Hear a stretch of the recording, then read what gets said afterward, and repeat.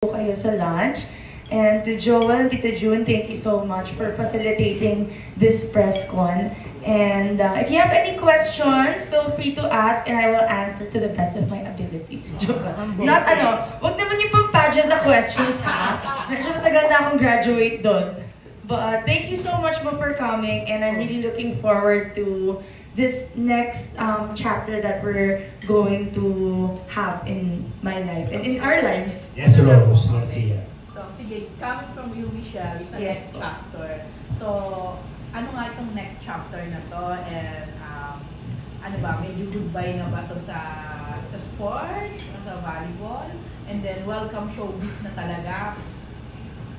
Hindi naman po siguro goodbye sa volleyball. Siguro po kasi nung nakaraan na sumali ako ng PBB, kaka-start lang din talaga ng professional volleyball. So, since kakaumpisa pa lang, I felt like I had to really prioritize kung saan din talaga ako nag-umpisa. And I wanted to see kung gaano kalayo nga naman talaga maaabot ng volleyball. And looking at how it is now, syempre I've been playing in the professional league for 10 years already. So siguro towards the end of my volleyball career, hindi pa naman ako aalis, pero syempre as you grow older and you have a lot of different priorities, I also want to try out different areas. And dun ko nga talaga plinano and namin din na Joel na bumalik din in show business and see what is there if may mga opportunities. I want to learn more things and new things and to try it out then because sabi nga ni Tito June, yung mga kapatid ko, yung daddy ko, and sabi ko, gusto ko rin siguro ma-experience for myself. Pero as of now, hindi pa po ako magpapaalam completely sa volleyball.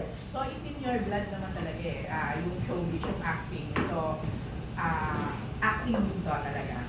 Papasok ka na rin ba sa mga teleserye, movies, ano? Gusto ko po matry. Wala pa po akong experience with acting. Gusto ko po siya matutunan. But in the past few years, thank you.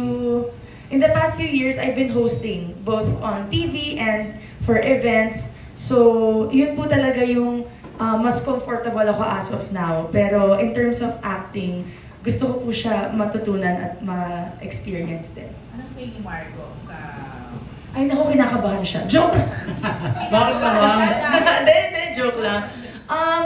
Lagi nga niya po ako tinatanong before kung gusto ko matry, pero sabi ko talaga na ang hirap po kasi pagsabayin pagka full-time ka sa sports. So ngayon na I'm giving it a shot, magiging happy naman siya. He's really busy also.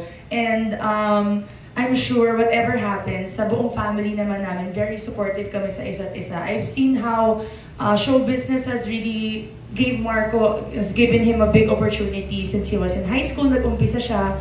And sana ako rin makapag-experience din and to try new things din. Hopefully sa show business and acting kung may talent talaga.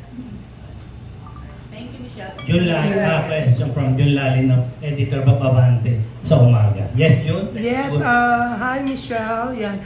Michelle, sabi mo, eto na, dire-diretso ka na sa showbiz.